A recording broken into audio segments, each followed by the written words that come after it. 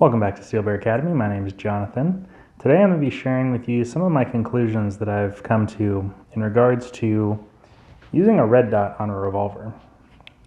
So this is my Smith & Wesson Model 66. This is the 2 3/4 inch barrel. And as you can see, I have put a Burris Fastfire 3 on here. Maybe you can see that. Not sure if it'll show up on camera, but got a red dot on here.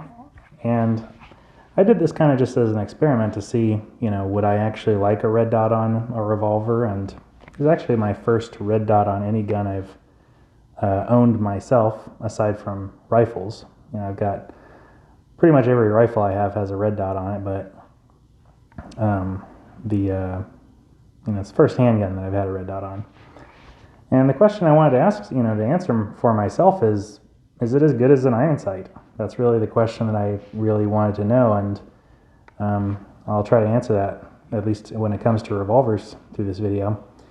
So first off, I also want to talk about, do I think this was worth it? Well, worth it is really in the eye of the beholder. This was about $250 for this setup of having the mount plus the red dot, and then I had to take off the sights as well. So $250 on top of $850, or perhaps a little more, for this revolver. Is it worth it? As far as I feel, I don't really feel like it was worth it. Just as far as me being able to hit the target. But I want to talk about kind of what my experience has been like. So, the conclusion that I have basically come to is that it wasn't really worth it. But I'm going to explain to you why I think it wasn't. First, I want to kind of describe what it's like to shoot with this gun, with the red dot. So, if you've ever held a red dot on a handgun, you'll probably know that it is not nearly as intuitive to find the red dot as it is to find the iron sights. For those of you who don't know, iron sights means the non-electronic sights on a gun. So iron sights don't necessarily have to be made out of iron or steel, but that's just what we refer to the non-electronic, non-magnified sights on a gun. So when you bring that gun out, this is about where I would have my revolver to see down the sights, but I don't even see the red dot. I have to angle the gun down quite a bit more than what would feel comfortable. Now I have this gun zeroed, and because it's higher up than the iron sights are, I have to kind of bring my gun down more than I would think in order to see the red dot through the window here. And so this is something that's very common for new people, as I understand, is that you have to find the red dot, and you have to consistently bring your gun up to a different place in front of your face, in front of your eyes. So usually it takes a little second to find the dot, but I'm sure that if I practiced this, I could get better at it. But it's not nearly as intuitive. When I have the iron sights on here, it's just like, boom, you just find it super easy. Additionally, when you're pulling the trigger on a revolver, particularly a double action revolver, it's not that easy to keep the dot where you want it to be, because you've got a double action pull. It's pretty heavy, and when you're out there, your sight will tend to move and wiggle, especially on a gun with a little bit of recoil like this gun does. It's really hard to keep that sight from moving. And it's not like the iron sights wouldn't move either. They would. It's just, I feel like it's far more distracting to have the red dot moving than when the iron sights have movement to them. It's distracting. But as far as my accuracy with this gun, I felt like it was no different, meaning I hit just as good a groups as when I did using the iron sights. So I wouldn't say it was any marked improvement. In single action, there was no improvement. In double action, I would say that I was able to hit a little farther, like hitting targets that were farther away, like 20 to 25 yards or more. It did seem easier to hit with the red dot. In double action mode, I think the limiting factor would still be the double action trigger. It's quite hard to hit far away with a double action trigger unless you're staging it, which I don't really like to do. So as far as the accuracy goes, it didn't really seem like it changed. So why would you even want one? Why would you even want a red dot? Well, this is going to be pretty much the same regardless if you had a red dot on a handgun or a red dot on a rifle or a shotgun or whatever.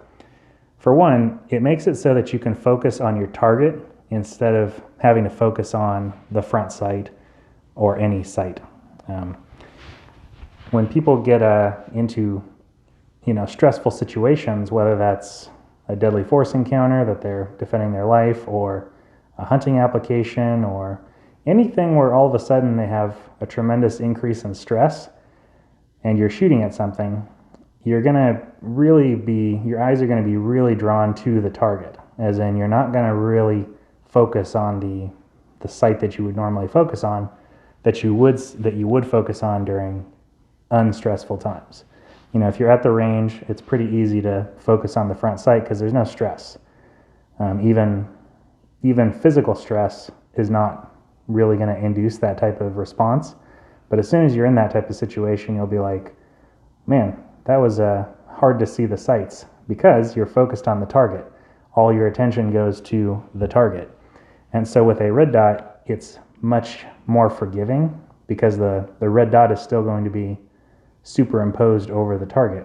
You're not going to have to, it's hard to avoid seeing the red dot, if that makes sense. Like you can't miss it because it's so obviously there, because you can see it, because it's bright, it's glowing, it's hard to miss. So it's way better for,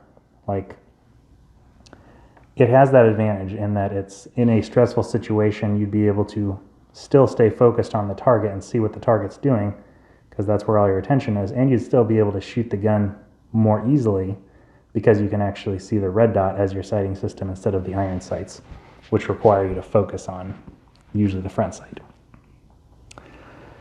Additionally, it's easier to see at night or in the dark, obviously, because if you don't have night sights or if you don't have a flashlight, then it's going to be pretty hard to see the iron sights. If you were using this in a low light condition, you're at a huge advantage to have the red dot versus not having the red dot, not using any sort of light source. Obviously, having a flashlight is better than using just the red dot, but a red dot is much more easy to see at night. Additionally, for revolvers, there are very, very few choices for night sights. Pretty much the most common type of sights you're going to see are like the target sights that come on most revolvers. And unless you're buying some night sights, there doesn't seem to be very many choices. I think you have like the XS big dot sight, and I think one sight comes to mind for a rear sight, but most rear sights are just blacked out target style sights. There's also that you would have the benefit of shooting targets farther. It should be easier in theory. It's also a little easier to see than the fine sights of a revolver or the fine sights of any gun. So if you're somebody who can't see or focus on small things, especially when they're in that kind of weird sort of nearsighted, sort of not nearsighted spot where your handgun might be. For me, I think arm's length is about as far as I can see without having it blurred. Actually, it's right outside of my near sight vision. So I'm nearsighted, and when I put my revolver or any gun at arm's length, it's now outside of my focus. I can't see it clearly anymore. And for those of us who have glasses, well, it's very possible our glasses might be fogged or broken or lost or any of those things. So seeing a red dot would be far easier without the glasses, or with, if you're somebody who has eyes that can't see as well. What are the bad parts? The bad part is that holsters are basically non-existent for revolvers with red dots. You're pretty much going to have to get a custom holster, or you're going to have to take an existing holster and mill it in some way, cut out a spot for the optic. And leather holsters are probably non-existent. I had a very hard time even finding kind of holsters for this gun in general, even though it's a pretty popular size. The 2 3/4 inch Smith & Wesson revolver is kind of a challenge to find holsters for. If this was on a 4-inch gun, it'd be way easier. Or I think a 2.5 inch, if they make such a thing. They've been recently making these kind of odd barrel lengths, and especially odd with, like, sometimes they're a full underlug, sometimes they're like an underlug that kind of slants at the bottom here, like in the case of the Carry Comp, and that's kind of more about this specific gun. But having a holster to fit your red dotted revolver is going to be quite difficult to find. Maybe I'm just ahead of the curve on this. Maybe in 20 years everyone's going to be using red dots on revolvers. I don't think so, but let's say that's the case. Let's say holsters are no big deal. That'd be nice, but I don't think that's going to be the case. Additionally, having the double action trigger is kind of hard, as I've already talked about. Like, a double action gun moves a lot more than a single action gun. Like, shooting this gun in single action is very easy, and especially with the red dot, there's no marked downside as far as shooting it in single action. It's the double action that I think is harder, because it just moves around so much. It's distracting. Guns that have better triggers, more repeatable triggers, like a 1911 or a double action single action, or a striker fired gun that have less movement in their triggers, would probably be better suited for red dots. Additionally, the red dot doesn't really fit very well on a revolver, because the top strap is kind of thin. So even on this Burris, it's sticking out on both sides of the revolver. So hopefully you can see that. It's sticking out on both sides of this revolver, and they're not as streamlined as you would hope. Now, you can probably get a thinner red dot, but that's going to be even harder to find the sights with. People generally want a large windowed red dot, and that's pretty much going to require a larger housing to hold your red dot. I think that this problem would be far less on a larger framed revolver. So if you put this same red dot system on like a 500 Smith & Wesson, or an N frame or an X frame revolver, then I think the difference in size is going to be far less noticeable. In fact, it might even look more appropriately sized. But on the K frame, the L frame, you've got a relatively thin top strap, so it just kind of looks out of place, and it definitely adds bulk to the gun in a strange spot.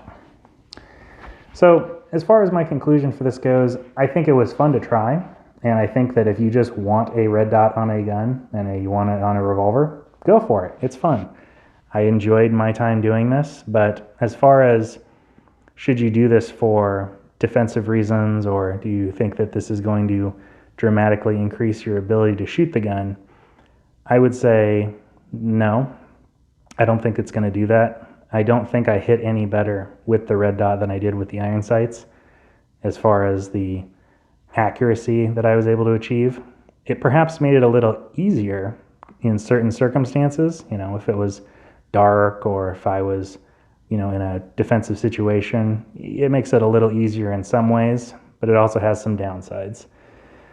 I will also say that, this is my first handgun with a red dot, so I'm still in the learning curve of this. And I would also say that I think that if I jump full into owning red dots and using red dots on handguns, I bet I could get better at this, and that it would be that the downsides that I'm describing would be lessened, and therefore the upsides might be more worth it, let's say. So I will give it that. I don't want to talk about like it's a not a worthwhile pursuit. I just think from my experience, I would probably just keep the iron sights on a revolver. The question is, does that apply to every gun? Well, no. I put a red dot on my rifles, and I certainly make room for the possibility that I will enjoy shooting red dots more in the future. But I just don't see it as a benefit for a defensive type revolver. For a hunting gun, sure, you could do whatever you want on a hunting gun. Many people put optics, scopes on hunting revolvers if they were so inclined. That's a different type of use, and that kind of fits more into recreational. I think that it's possible, and if you want to do it, go for it. I think I probably would still pick iron sights if I was going to use this for hunting, but if I was going to shoot farther, then yeah, a scope would be better. So, overall, it was a fun time. I think you should try it. I had a lot of fun with it, but definitely not a requirement. Iron sights are still just as good as far as I'm concerned for revolvers. So thanks very much for listening. I'll see you next time. Bye-bye.